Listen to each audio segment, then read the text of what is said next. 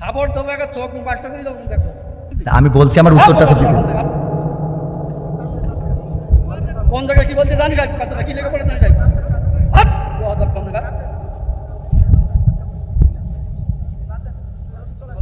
একদম বাস্ত করে দেবো চোখ একদম।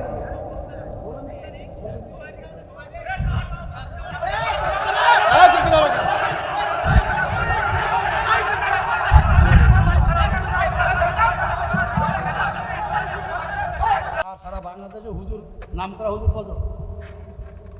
এ তো অনেক। মোবাইলে দেখলাম যে 5 জনের 5 রকম মত এই নামাজে। আপনারা হুজুর, আপনাদের পিছনে হাজার হাজার লোক নামাজ পড়ে, আপনাদের মধ্যে 12 রকম মত কেন?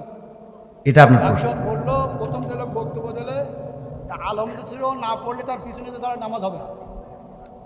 আচ্ছা, মানে এখন মূল প্রশ্ন হলো আমাদের মত এত বেশি কেন? এইটা এত মত বেশি। বক্তব্য দিচ্ছেন, হ্যাঁ সব শুনলাম, আমাদের মধ্যে দ্বিধাবন্ধ দিচ্ছেন তো আপনারা।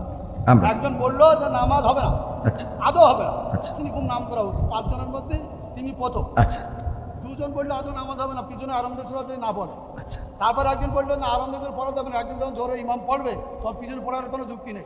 আচ্ছা 5 জনের 3 জন একমত, 2 জন একমত, আমরা কোন কথা? এখানে বিষয়টা হলো ইখতিলাফ আলেমদের। না বাবারে, আমার তো তাহলে এবার আমি একটু উত্তর দিই। সেটা হলো, আমি তো অত বড় হুজুর এই বিষয়ে বড় হুজুর উত্তর দিক নাকি? আমি শুধু এতটুকু বলি, সেটা হলো ইখতিলাফটা আলেমদের, এই ইখতিলাফ এটা এখন শুধু না, বিশ্বনবী সাল্লাল্লাহু আলাইহি সাল্লামের সাহাবীদের যুগেও ইখতিলাফ ছিল। এটা মত পার্থক্য থাকবে। আপনি একজন চেয়ারম্যান, বাংলাদেশে অসংখ্য চেয়ারম্যান আছে না নাই? তো সব চেয়ারম্যান কি একই সুরে কথা বলেন? ইসলামের মধ্যে ভেদাভেদ হবে কেন? চেয়ারম্যানই করে একদিনই, ইসলাম একদিন। চেয়ারম্যান আর ইসলামের মধ্যে আপনারা তো বুঝাইতে পারবেন না।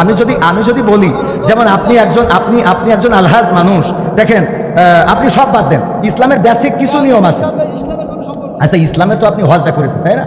হজ করেছেন না? আমি যে করুন আপনার কমে গেলেন, আর 6 জন লোক আছে, আপনি সঠিকভাবে তো সঠিকটা আপনি তো উত্তরের আগেই তো বকর করতেছেন, আমার উত্তরটা দিতে দেন, আমার কথা তো বলতে দেবেন। তা বলতে না দিলে আমি কি করে বোঝাবো? কথা বলি না, খবরদার ল্যাঙ্গুয়েজ সোজা করেন, সোজা করে দেবেন।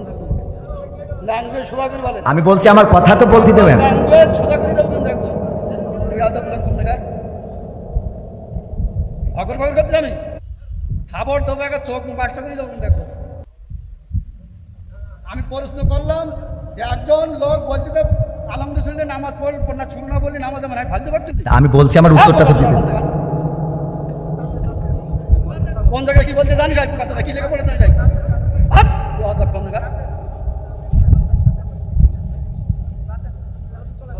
একদম বাস্ত করে দেবো চোখ একদম।